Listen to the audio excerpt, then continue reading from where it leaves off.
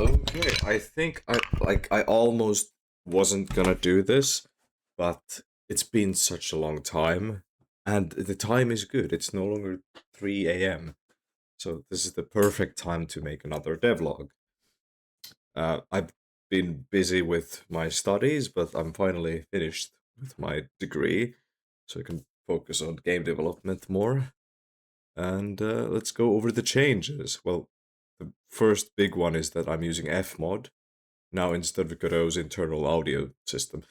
It's just better. Once you start to switch between tracks and you have like effects like high pass filtering, it becomes really nasty to do this with Godot's sound system. It's not as good as Unreal's meta sounds, for example. Unity has something similar, but I think for Unity and Godot, you're just better off using Fmod. It's a good thing, and there's a plugin for this, so it's definitely the way to do it. Okay, I'm using a bunch of placeholder sounds. The sounds and music I'm using currently will not be reflected in the final product. I just don't have I really can't tell. I have a few musicians on hand, but I don't feel comfortable giving them any tasks until I know exactly what the game is about, because I haven't settled on the art style, which defines the story, and that kind of defines the type of music you're gonna have, and uh, shit like this. So you're gonna hear a bunch of music that may not really fit the game, but it's just temporary. Yeah. So if you use Fmod, you might have noticed that the first requirement is that you have to have the logo in your splash screen. So this is here now. And you have to have it in your credits, which should appear. If I did it correctly. Yeah, there you go. So you have to have this Fmod text and the description. Anyways, the UI is a bit different. I added a Discord button as well. It's for the future. And yeah, let's go into the game. Actually, I think the compendium has a few changes. We have resource bars, so if you play League of Legends, you're familiar with these, and now my game has them as well. And I'm doing it a bit differently. League of Legends has one resource bar per character, but I want to do this thing where every ability has a cost, mana associated cost, or energy associated cost. Now this is my way of balancing abilities, because I think just having damage as a balance thing is not that fun. So now we have mana cost and energy cost. Energy basically for anything that's physical, I'd say. It's very ambiguous still what would be considered an energy cost ability and what is a mana cost ability. I need to balance this later. But yeah, and there's numbers on the leveled attacks and passives. Where's a good one? So now it's easy to tell what level of ability you have, or passive in this case. Nothing else has really changed. A bit of UI polish. We have this difficulty thing. Once you beat the game once, you have hard, and if you beat the game on hard, you get impossible. That's the cheapest way to add replayability to your game. Just do this, and you'll be fine. What else? It's been such a long time that I have to think, because I don't remember what I even talked about in the last devlog.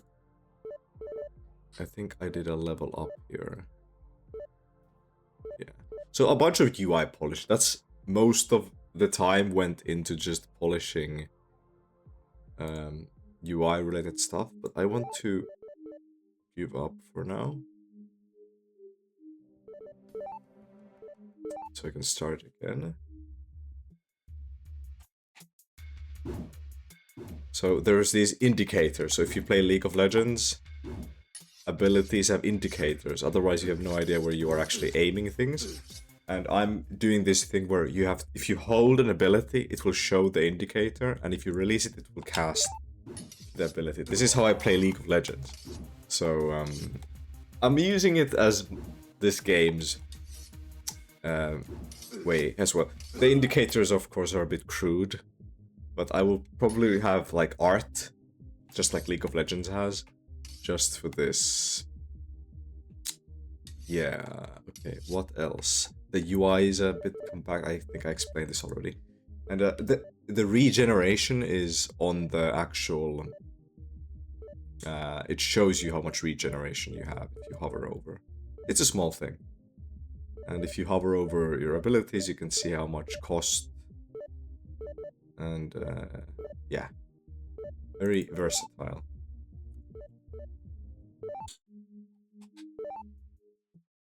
I think I have everything in terms of mechanics in the game. I can finally say that I don't have to add. Oh, shit. Yeah, I just suck there. The balance is just off for the game. But I've added all the mechanics I've wanted, and now it's just about polishing those mechanics and adding more more abilities, more passives, more items, and more races probably. So this was the hardest part about making this game so far, is getting the system down, getting the attributes, the status effects, that, you know, it's a... I understand now finally why Unreal has this thing called GAS, or Gameplay Ability System. And I was like, this shit has too much stuff for a simple game. We were using it in some kind of a ball racing game.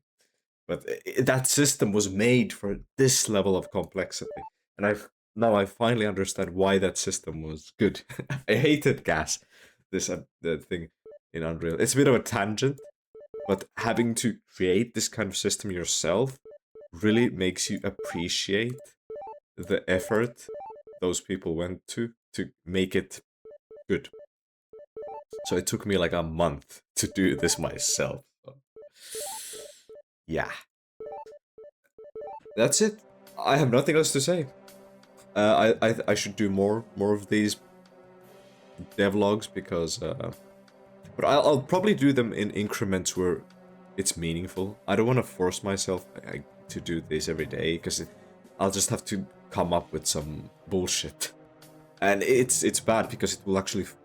I will develop in a way that will make me do it just for the videos, right? I'm not developing for myself or the game anymore. I'm developing for the videos, and that's not how you're supposed to develop a game. That's how you become like a YouTuber who just makes content. But I don't want to be a YouTuber. I just want to make games. So that's my quick rant about this. So you might not see another devlog in a month, or you might see one in a week. Who knows? It depends on how much progress and how much meaningful progress I make.